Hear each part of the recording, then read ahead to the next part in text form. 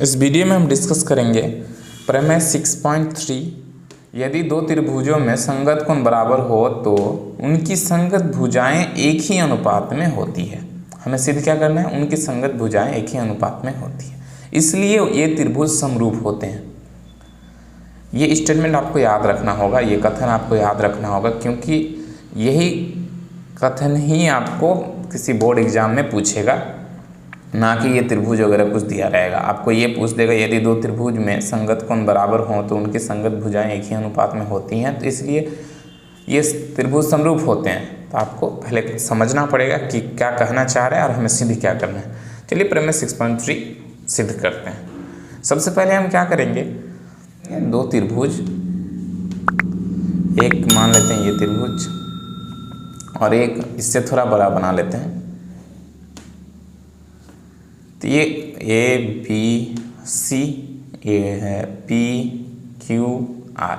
यह क्या है क्वेश्चन, मतलब कथन क्या कह रहा है? स्टेटमेंट के अनुसार, थ्योरम के अनुसार स्टेटमेंट क्या है, हमें पहले उसे लिखना है। सबसे पहले क्या है दिया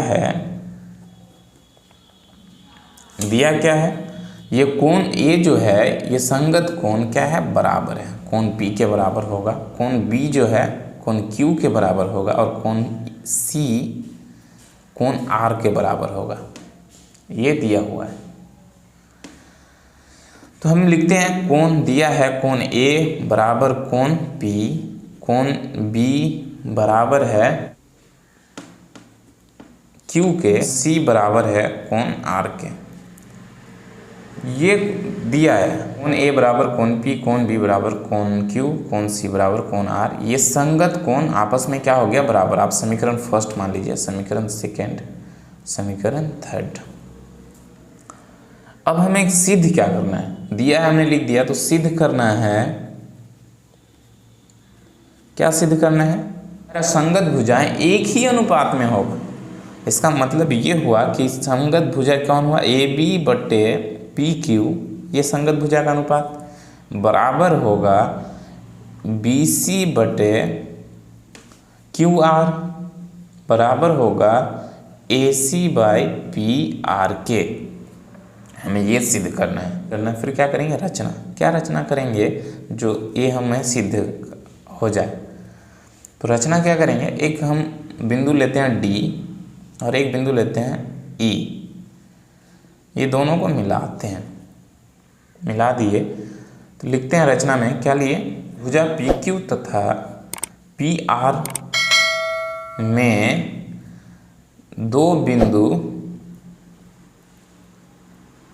डी एवं ई लिया और डी ई को मिलाया। आप अपने भाषा में जिस तरह से सेट होगा आप लिख सकते हैं, कोई ज़रूरी नहीं है कि मेरा ही देख के लिखें। आप डी ई को खींचने के बाद आप जिस तरह से लैंग्वेज लिख सकते हैं, कोई दिक्कत नहीं है। तो हम जब रचना लिए तो अब क्या हो जाएगा, अब हमें क्या करना है? P कोण बराबर, तो ए बी जो है वो बराबर पी डी के, हमने जो डी ई लिया इस तरीके से कि ए बी बराबर हो पी डी के। ये रचना किए, हमने रचना किया तो ए बी बराबर हो गया पी डी के एवं ए सी बराबर हो गया पी ई के। इसको आप समीकरण फोर्थ मान लीजिए, इसको समीकरण फिफ्थ मान लीजिए। आप यहाँ तक समझ गए। रचना हमने क्या किया? डी ई लिया, डी ई पी डी बराबर हो गया ए बी के, ए सी बराबर पी ई के। ये हमने रचना लिया। अब हम क्या करते हैं? प्रमाण। उत्पत्ति लिखे या प्रमाण लिखे। क्या करेंगे प्रमाण में? त्रिभुज ए बी सी तथा त्रिभुज पी डी ई में हम कौन सा त्रिभुज लेंगे? त्रिभुज ए बी सी त्रिभुज पी डी ई, ये दो त्रिभुज लिए। इसमें हमें क्या दिख रहा है? अगर आप ध्यान से देखेंगे तो हमें दिख रहा है कि ये संगत भुजा बराबर, संगत कोण बराबर, संगत भुजा भी हम बराबर किए रचना में। सर्वांग समता से एस सर्वांग समता से साइड एंगल साइड मीन्स भुजा कोण भुजा सर्वांगसमता से त्रिभुज क्या हो जाएगा, सर्वांगसम हो जाएगा। कैसे, जब हम त्रिभुज लिए देखिए समीकरण first comma fourth and fifth में, समीकरण फर्स्ट फोर्थ तथा फिफ्थ से क्या आपको दिख रहा है, फर्स्ट आप अगर देखेंगे तो कोण ए जो है बराबर है कोण पी के, कोण बराबर हो गया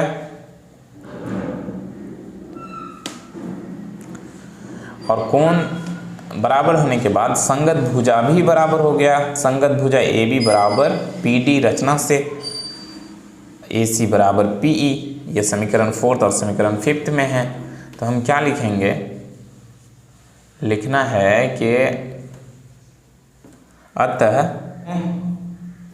संगत कोण तथा संगत भुजा बराबर होगा, इसलिए त्रिभुज ए बी सी जो है वो सर्वांगसम होगा। सर्वांगसम कैसे लिखते हैं, सर्वांगसम का सिंबल है दो बराबर लाइन और एक ऊपर टेढ़ी मेढ़ी लाइन। त्रिभुज ए बी सी सर्वांगसम होगा किसके, त्रिभुज पी डी ई के। जब सर्वांगसम होगा, किससे सर्वांगसम हुआ, लिख दीजिए भुजा कोण भुजा सर्वांगसमता से। ए बी सी सर्वांगसम हो गया पी डी ई के। जब सर्वांगसम हो गया तो हमें क्या मिला, कोण ए संगत कोण बराबर होता है, कोण ए बराबर होगा कोण पी के, कोण बी बराबर हो गया कोण डी के और कोण सी बराबर हो गया कोण ई के। देखिए कोण बी बराबर हो गया कोण डी के, कोण सी बराबर हो गया कोण ई के। ये बहुत इंपॉर्टेंट पॉइंट है, इसको आप समीकरण सेकेंड सिक्स्थ मानिए, इसको आप समीकरण सेवंथ मानिए। क्यों, यहाँ मजे की बात ये है, अगर आप ध्यान से देखेंगे कोण बी बराबर हो गया कोण डी के सर्वांगसमता से। कोण बी बराबर था इसमें समीकरण सेकेंड में कोण बी बराबर कोण क्यू, यानी कि ये कोण इसके बराबर था, कोण बी इसके बराबर था, तो ये अब क्या है, कोण डी के बराबर है। सर्वांगसमता के बाद कोण बी बराबर कोण डी और कोण सी बराबर कोण ई, इसीलिए ऐसा लिख सकते हैं समीकरण सेकेंड एवं सेकेंड तथा थर्ड का मान समीकरण 6 तथा 7 में रखने पर क्या हो जाएगा, समीकरण 6 में b का मान रखेंगे तो कोण d जो है वो बराबर हो जाएगा कोण q के और कोण e जो है वो बराबर हो जाएगा कोण r के। इसको आप 8 मान लीजिए, इसको 9। कोण d बराबर हो गया कोण q के और कोण e बराबर हो गया कोण r के।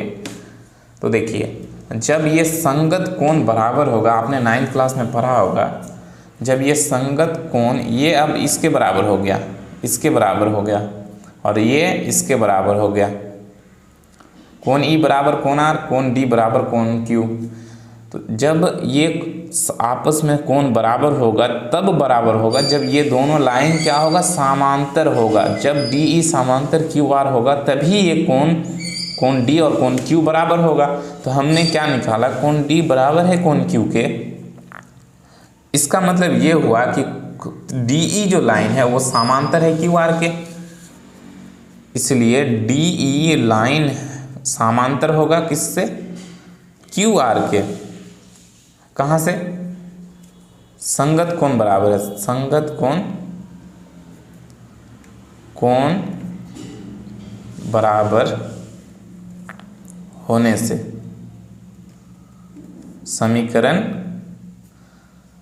8 और 9 से। ऐसे लिख दीजिए, या फिर आप समीकरण 8 और 9 से ऐसे लिख सकते हैं, ई बराबर होगा संगत कोण के कारण, इस तरीके से लिख सकते हैं। तो डी ई समांतर हो गया किसके, क्यू आर के। अगर समझने में दिक्कत हो तो आप व्हाट्सएप पे मैसेज कर सकते हैं या फिर आप कमेंट बॉक्स में लिख सकते हैं। देखिए, जब डी ई समांतर हो गया क्यू आर के, हमने थेल्स प्रमेय पढ़ाया था, प्रमेय 6.1 में, आप वीडियो के डिस्क्रिप्शन में लिंक दिया हुआ, आप जाकर देख सकते हैं कि डी ई क्यू आर के समांतर होगा। आप त्रिभुज देख सकते हैं यहाँ पर, ये डी ई जो लाइन है, ये लाइन इसके समांतर होगा, तो क्या हो जाएगा, पी डी बटे डी क्यू इज इक्वल हो जाएगा P E by E R के। हमने कहाँ किया था, थेल्स प्रमेय के अनुसार। ये अगर समांतर होता है तो ये अनुपात भी क्या हो जाएगा, बराबर हो जाएगा। त्रिभुज पी क्यू आर में क्या हो जाएगा, पी क्यू आर में डी ई समांतर क्यू आर के, हमने अभी बनाया समांतर किया, इसीलिए क्या हो जाएगा, पी डी जो होगा वो पी डी बट्टे डी क्यू बराबर हो जाएगा P E by E R के। ये किससे हुआ, थेल्स प्रमेय से, थेल्स प्रमेय से, समझ गए। थेल्स प्रमेय से क्या हो जाएगा, P D by D Q बराबर हो गया P E by E R के। देखिए, ये समीकरण को क्या करेंगे, व्युत्क्रम करने पर, व्युत्क्रम मतलब इसको पलटने पर उल्टा देते हैं, तो D Q by P D is equal हो जाएगा E R by P E. ये व्युत्क्रम किए, इसमें +1 जोड़ दीजिए, इसमें +1 जोड़ दीजिए, दोनों तरफ +1 करने पर क्या हो जाएगा, एलसीएम लीजिए, तो D Q plus P D by P D is equal हो जाएगा E R plus P E by P E. यहाँ पे हमने क्या किया, आप यहाँ ध्यान से अगर देखेंगे तो क्या मिलेगा आपको, इस फिगर को देखिए, P D plus D Q plus P D क्या हो जाएगा, पी क्यू,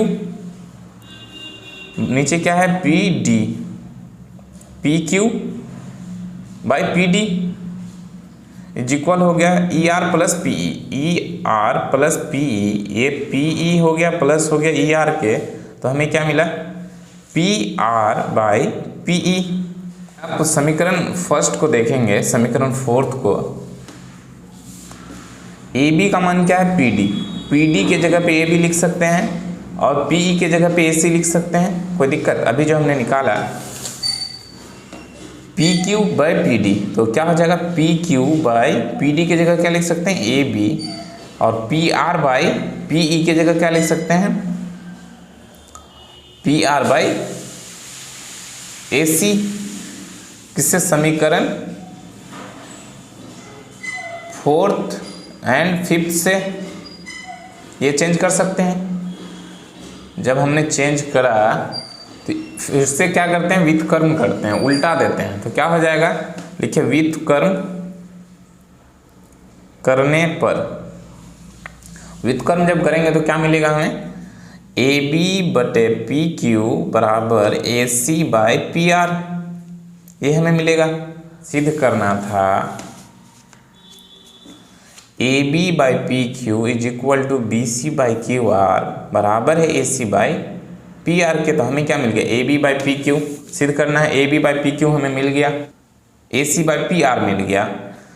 मैं आपसे रिक्वेस्ट करूंगा कि आप कॉपी में एक शुरू से अंत तक छापें, ताकि आपको लास्ट में जैसे अभी हमें दिखाने में दिक्कत हो रही है, ये आपको आसानी हो जाए। हमें क्या मिल गया, A B by P Q बराबर A C by P R. हमें सिद्ध करना था A B by P Q बराबर B C by Q R बराबर A C by P R. तो हम इसी तरह से लिख सकते हैं, इसी प्रकार कि A B by P Q is equal हो जाएगा B C by Q R के, A B by P Q equal हो जाएगा B C by Q R के। अतः हमें क्या मिल गया, A B by P Q बराबर B C by Q R बराबर हो गया A C by P R के। ये हमें सिद्ध करना था, प्रूफ्ड। मैं रिक्वेस्ट करूँगा आप अपना कॉपी तो इनके साथ इसको लिखें एक तरफ से और फिर समझने की कोशिश करें। अगर समझने में दिक्कत आए तो आप व्हाट्सएप पे मैसेज कर सकते हैं। Thank you for watching.